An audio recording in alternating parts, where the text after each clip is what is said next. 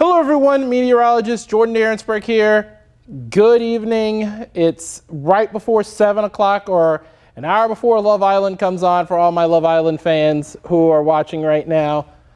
Thank goodness this won't interfere with any of our newscasts, so you can take a nice break, watch Love Island, and then come back on whatever platform you watch KVU on at 10 for your latest news and weather headlines. And with that, here's a quick look outside. We're going to take one more look at Lake Travis because we talked about Love Island and now we're looking at the Sometimes Islands, which are not as sweet as that villa in Fiji. And we're taking a look outside at our temperatures, still in the low 90s. 92 Camp Mabry, 91 at the Austin airport. Not that humid. Dew point's at 70 though. So it's that tropical moist air still hanging around here in Central Texas. Now, low to mid 90s right now across the Austin metro. As we zoom this out, we've already got upper 80s on the map, but they're way out in the coastal plains. Giddings and LaGrange checking in at 89.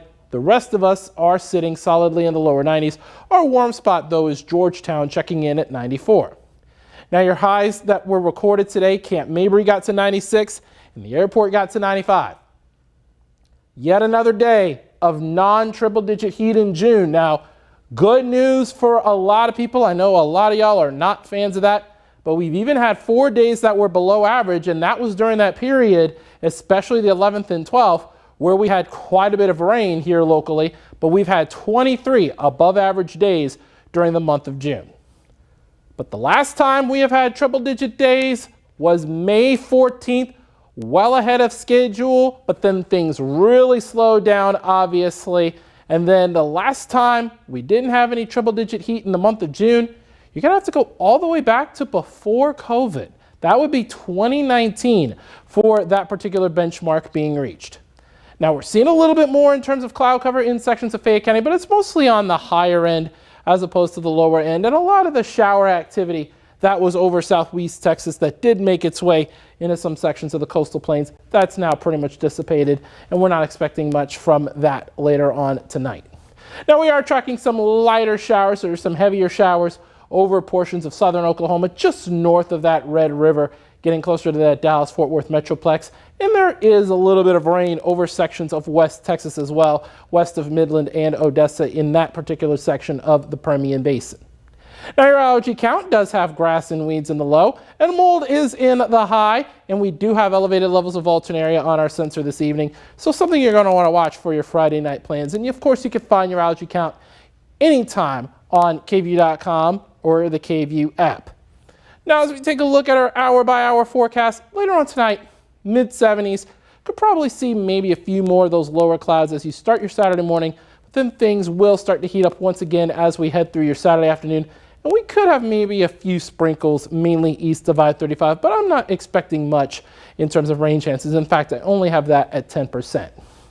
Sunday and Monday, though, we are going to be getting to around average to a little bit above it. But then Monday through Wednesday, we'll be getting even hotter than that as well. But there's another wrinkle to the forecast I want to talk about, and that's that Saharan dust. Remember, got that high pressure in extreme northern Africa, but we've got low pressure just south of there.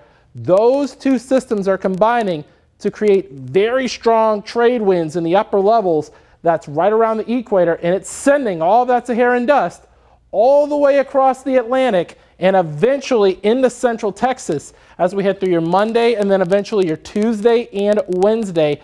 Those are going to be the highest days. We are going to be watching very, very closely, especially your Tuesday and Wednesday, where we have high levels of Saharan dust that are in the forecast. So if you have chronic lung conditions, I would limit your outdoor exposure from Monday through Wednesday. Now Friday, this is an early 4th of July forecast.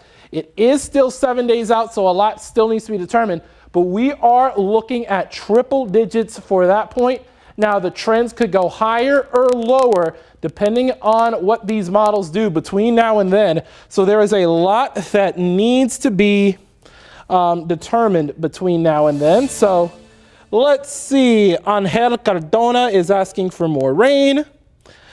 David Alford, same story, but that's not happening. Let's go ahead and put it that way, okay? Because we are not going to be seeing a whole lot in terms of rain. We don't have any big systems that are on the way. Now, there is some long-range models, more specifically the GFS, that do suggest, as I pull this 7-day back up, that Thursday could have a 20% chance of maybe a few of those scattered storms. And really, that's 6 days out. So honestly, really and truly, that can change. And I think that's going to trend down as we head throughout the course of this week, because a lot of the more reliable long-range models, like the European model, doesn't have really anything at all. But I did leave that 20% chance up there just in case those models do trend in that direction. David Alford's also talking about amazing sunsets ahead with the Saharan dust. That is definitely going to be a benefit of that. The Saharan dust, we do expect amazing vivid sunrises and sunsets. But again, the air quality is not going to be all of that great. So again, if you have those chronic lung conditions, you want to make sure that you're limiting your outdoor exposure as you start the upcoming week. David is asking about improvements with the drought. And let me go ahead, and that's a good idea. Let's go ahead and let's take a look at our latest drought monitor, because I don't think there was a lot of improvement from last week. But again, we're going to watch it. We're going to take a look and see if we've had that. Let's see here.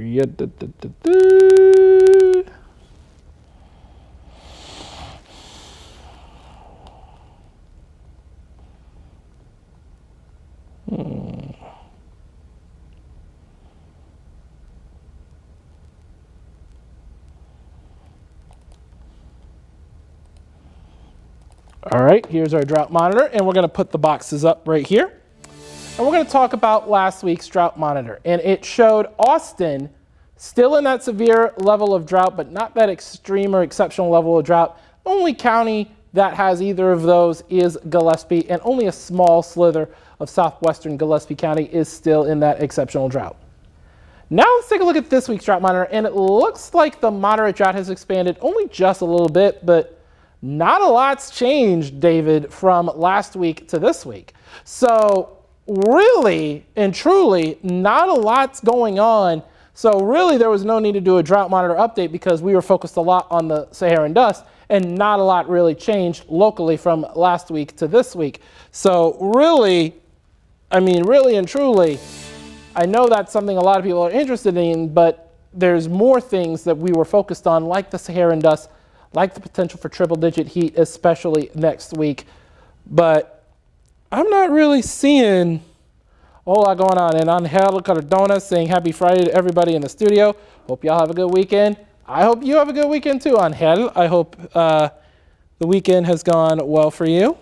Let me see. We're at 9 minutes here. And I'm going to take a little bit of time to answer any more of your questions. I know I got to get some dinner and then get ready to watch Love Island, but afterwards we got a really nice show lined up at 10 o'clock. We've got a lot of our news headlines that we're going to be talking about, including a piece from Bob Buckaloo about Hurricane Audrey. If you remember that from 50 years ago, that struck the Texas-Louisiana border, and it was the deadliest June hurricane on record, which caused 500 people plus to lose their lives. And it was just a very tough situation that happened 50 years ago this week. Let's see. Doesn't look like anyone else has any additional questions. So what we're going to do is we're going to go ahead and call it here real quick. I just want to say thank y'all so much for joining us this evening, and we will see y'all at 10 right here on KView.